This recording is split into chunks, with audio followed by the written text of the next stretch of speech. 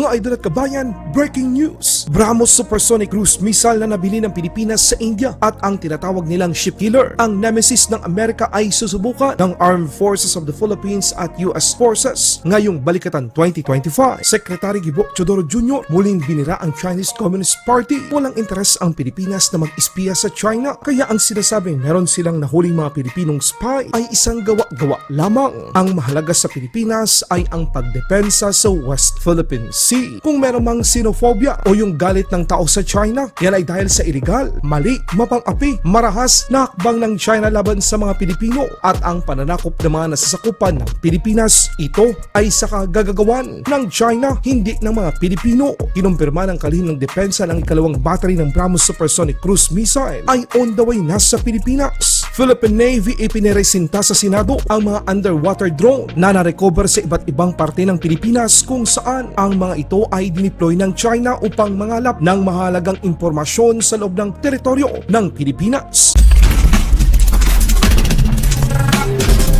BrahMos missile at Nemesis magtutulungan upang depensahan ang Pilipinas. Ang BrahMos supersonic cruise missile na nabili ng Pilipinas sa India at ang tinatawag na ship killer, ang Nemesis ng Amerika, ay susubukan ng Armed Forces of the Philippines at US Forces. Ang interoperability ng dalawang sandata upang maabot ang mga posibleng target lagpas pa sa territorial waters ng Pilipinas sakaling merong banta na papasok sa bansa. The Armed Forces of the Philippines has recently acquired the BrahMos Coastal Defense Cruise Missile System.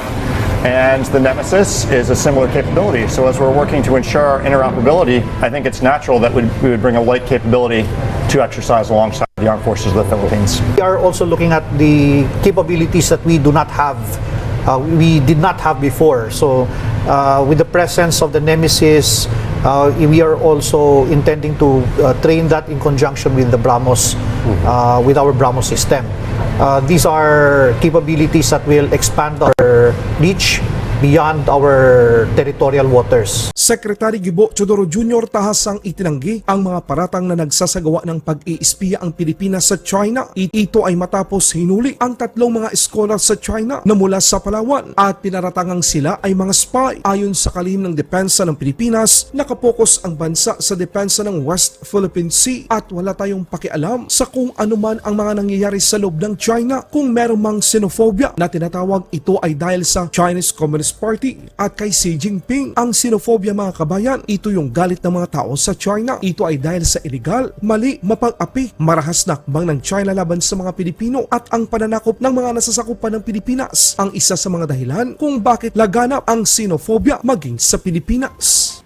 Appeasement cannot bring peace and compromise cannot win respect.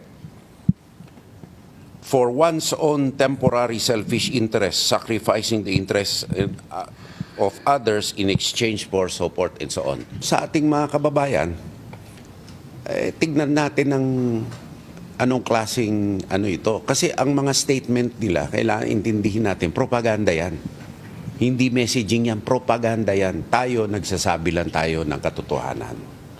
So, ano ba tama dito? So, dapat ba natin pakinggan ang sinasabi nila? Hindi. Dapat natin bantayan ang ginagawa nila sa West Philippine Sea at sa loob ng Pilipinas. Meron ba tayong interes kung ano nangyayari doon sa mga lugar na ano pakialam natin doon, di ba?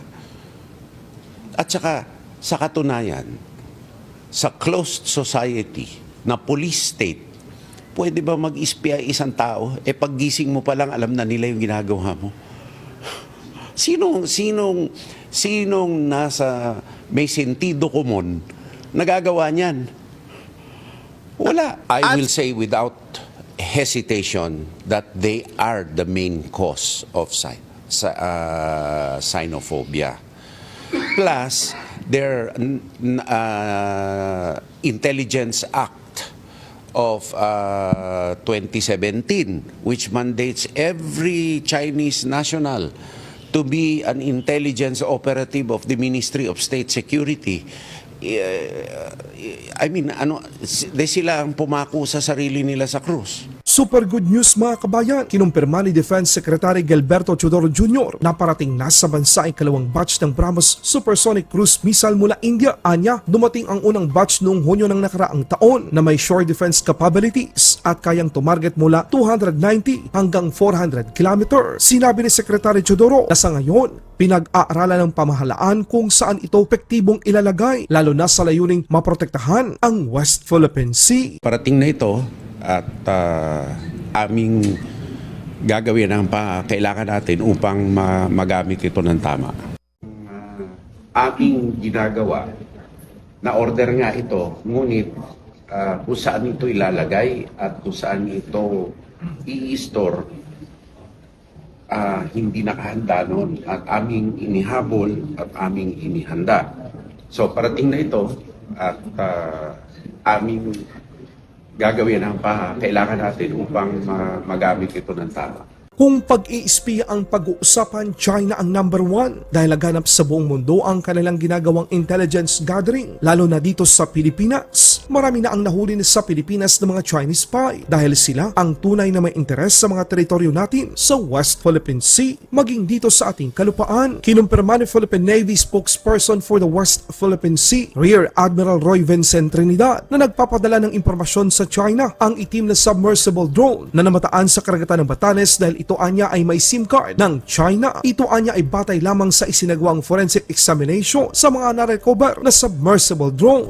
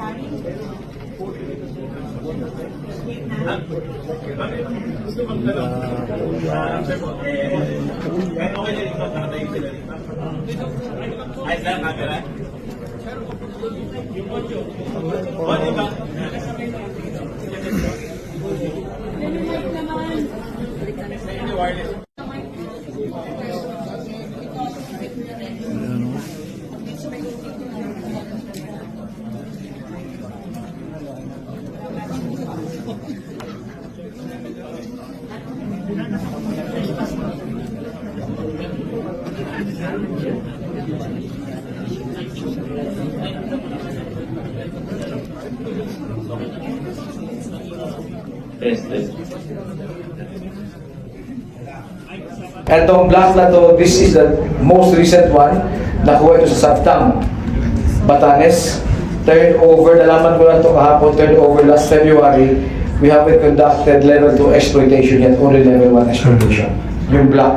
Yung black. Yun ang may SIM card na China Telecom. We are just saying the results of the forensic examination. Ang sinasabi natin, based sa kanyang forensic examination, nagbato siya ng signal sa China. Yung from the side of the Philippine Navy and the AFP, we are doing the forensic examination, level 1 and level 2. Para malaman natin ato itong mga gamit na ito, saan galing, ano yung mga laman niya, anong ginagawa niya sa atin. That is now beyond the scope of the Philippine Navy or the AFP. We will defer to other government agencies. Laban Pinas.